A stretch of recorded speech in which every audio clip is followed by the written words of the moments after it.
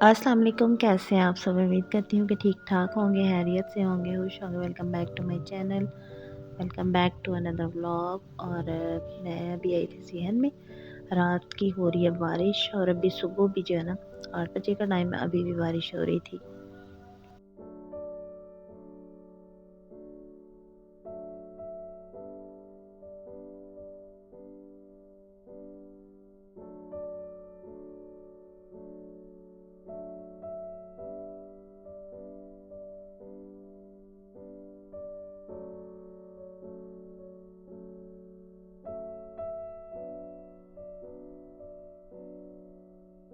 और ये रिफिल्स मैंने उतारे थे, मैंने कहा इनको अब रख देती हूँ क्योंकि मच्छर नहीं है। अब पहले होते थे तो जब मैंने ये लगाए थे, तो अभी नहीं है, तो मैंने कहा इनको उतार के रख दूँगी, जब दोबारा ज़रूरत पड़ेगी ना तो नए रिफ़िल लगा लूँगी। एक तो ख़त्म हो चुका है और एक बिल्कुल थोड़ा-सा ही रह गया है। अब्दुल्ला को खानी थी सेवइयाँ, तो उसको मैंने सेवइयाँ गर्म करके दी। और जिस किसी ने अभी तक मेरे चैनल को सब्सक्राइब नहीं ना किया हुआ, वो चैनल को भी सब्सक्राइब कर ले, बेल आइकन को प्रेस करें और अगर वीडियो अच्छी लगती है तो लाइक, शेयर और कमेंट भी लाज़मी किया करें।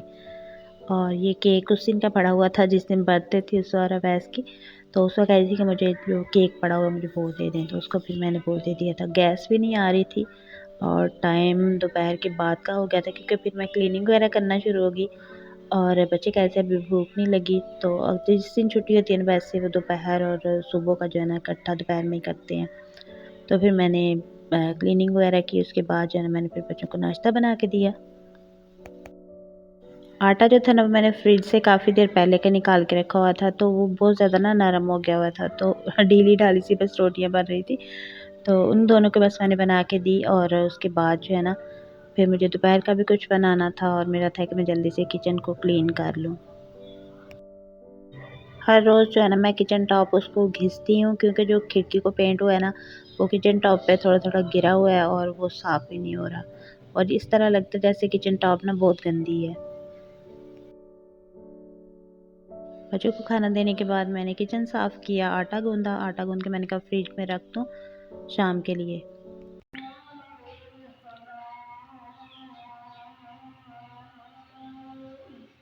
ज़ोहर का टाइम हो गया था, नमाज़ पढ़ी, उसके बाद आलू और शिमला मिर्च की मैंने सब्ज़ी काटी और इन्हीं कामों में जो है ना असर का टाइम भी हो गया था कि टाइम का पता ही नहीं चलता किस तरह भाग रहा होता है। फिर मैंने कहा जल्दी से मैं जो है ना सालन को चूल्हे पे रख देती हूँ और गैस ने आज इतना ज़्यादा तंग किया ना सुबह की एक दफ़ा भी नहीं आई। फिर मैंने सिलेंडर को ही ऑन किया और उसमें मैंने कहा मैं सालन बना लेती हूँ।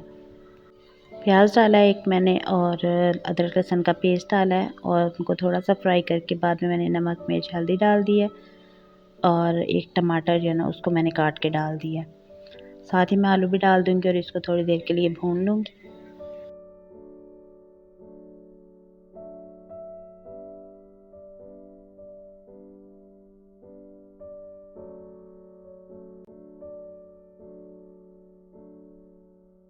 जैसे ही आलू भुन गए थे उसमें मैंने 1 ग्लास पानी डाल दिया था, ये छोटे वाला ग्लास है, तो हीट मैंने बिल्कुल स्लो कर दी थी और जैसे ही पानी भी खुश्क होने पे था और आलू भी गल चुके थे तो मैंने जो शिमला कट की हुई थी ना वो मैंने डाल दी थी। अब बिल्कुल ज़ीरो पे चूल्हा करके ना इनको दम वाली हीट पे मैं पकने दूँगी।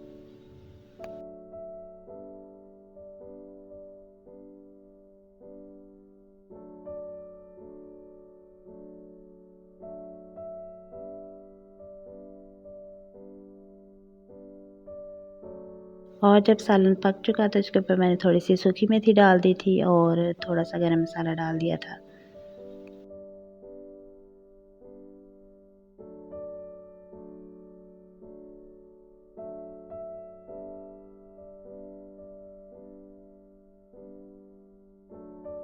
मगरिब का टाइम भी बस हो रहा था क्योंकि सूरज डूब चुका था और आसमान पे ना चाँद नज़र आ रहा था।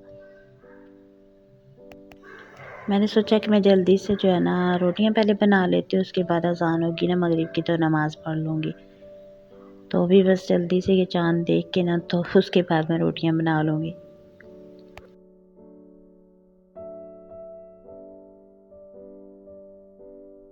और मुझे तो दुनिया जहान की सोचें जो है ना वो कुकिंग करते हुए आ रही होती हैं और जिस तरह टेढ़ी-मेढ़ी सोचें ज़हन में चल रही होती है ना उसी तरह से आज रोटियां भी बन रही थी, शेप नहीं गोल नहीं बन रही थी। वैसे कहते हैं कि माइनस चीज़ों को नहीं सोचना चाहिए, लेकिन अक्सर ना मुझे रोटियां बनाते हुए जो है ना याद आ रहा होता है किसने अच्छा किया, किसने बुरा किया, किसने मतलब किस तरह का लहजा इस्तेमाल किया, किस तरह के अल्फाज इस्तेमाल किए। बस इसी तरह की सोचों में जो है ना कि मुझे पता ही नहीं चलता मेरी रोटियां कब बन जाती हैं। और कुछ बातें ऐसी होती हैं कि जिनको सोच के ना कि आंखें भीग जाती हैं।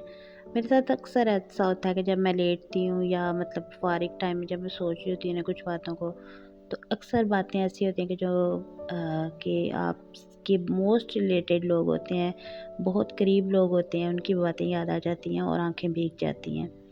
और ये सब बातें जो होती हैं ना मैं सिर्फ़ खुद तक रखती हूँ, क्योंकि मुझे ये जो रोना-पिटना और कि हर वक़्त गिले-शिकवे मुझे अच्छे नहीं लगते हैं।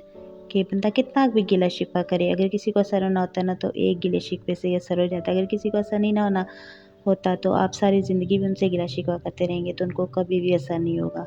क्योंकि कुछ लोगों की नेचर ऐसी होती है, कुछ लोगों की तरबियत ऐसी होती है।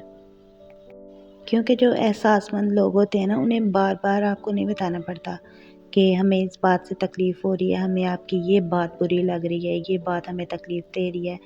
और जिनको बार-बार बताना पड़े ना कि हमें ये बात तकलीफ़ दे रही है, हमें इस बात से तकलीफ़ हो रही है, तो वो एहसास के रिश्ते नहीं होते। और मेरे ख़्याल से कोई भी रिश्ता जो एहसास से खाली हो, वो रिश्ता होता ही नहीं है। और मेरी नेचर थोड़ी-सी सेंसिटिव है कि मुझे अगर किसी की कोई बात बुरी लग रही है ना, मैंने सिर्फ़ एक दफ़ा बोलना है कि मुझे इस चीज़ ने तकलीफ़ दी है। अगर कि सामने वाले को समझ लग जाए तो ठीक, अगर नहीं समझ लग रही तो बस खामोशी और टोटल खामोशी, कि किसी बात का जवाब नहीं। कोई मतलब मैं अगले बंदे को फिर इतना मौका भी नहीं देती हूँ कि मुझे कोई दोबारा तकलीफ़ पहुँचा सके। क्योंकि आप दुनिया में लोगों को खुश करने के लिए नहीं आए हुए, आपकी अपनी लाइफ़ है, अपने बच्चे हैं, आपने उनको भी देखना है। कि आप ये नहीं कि आप हर वक़्त इसी बात में लगे रहें कि इससे हमारा हस्बैंड खुश हो जाए, इससे हमारा फलाँ रिश्ता खुश हो जाए। क्योंकि जो लोग ठान लेते हैं ना खुश रहने की, वो कभी भी किसी हालत में भी नहीं खुश होते। बेशक आप उनको ना अपने चमड़े की जूतियाँ भी बनवा के पहना दें, तो बेहतर यही है कि जो जैसा है उसको उसके हाल पे छोड़ दें और अपनी जो ज़िंदगी है वो अच्छी तरह से गुज़ारें। क्योंकि जो ज़िंदगी है वो हमें एक बार मिलती है, बार-बार नहीं मिलती। और हमने अपने आखिरत के लिए भी तो कुछ सामान इकट्ठा करना है ना, कि अच्छे काम करने हैं, नमाज़ें पढ़नी है, अल्लाह पाक को खुश करना है। अगर हम इंसानों को खुश करने में लगे रहेंगे तो अल्लाह पाक को कब खुश करेंगे? तो बेहतर यही है कि हम बस अपनी ज़िंदगी जो है ना अपने अल्लाह पाक को खुश करने में लगाएँ। और हकूक़ अल-इबाद भी ठीक है पूरे करने चाहिए, लेकिन अगर कोई नहीं पूरे करवा रहा या कोई मतलब हर वक़्त इश्यूज़ में रहता है तो उसको रहने दो, उसके इश्यूज़ में रहने। आपने तो अपना 100% दे दिया है ना, अगर कोई नहीं उस 100% को एक्सेप्ट कर रहा तो ठीक है, वो उसकी सरदर्द है। रोटियाँ बन गई थी, फिर उसके बाद मैंने फिर जल्दी से पढ़ी मगरिब की नमाज़, और मुझे ना शदीद वाली भूख लगी हुई थी। बच्चों को भी खाना-शाना दिया और अभी मैं खाऊँगी अपना खाना और अपनी वीडियो का एंड भी जो है ना इधर ही करूँगी। तो जाते-जाते चैनल को भी सब्सक्राइब करिएगा। मिलूँगी इंशाल्लाह नेक्स्ट वीडियो में, तब तक के लिए अल्लाह हाफ़िज़।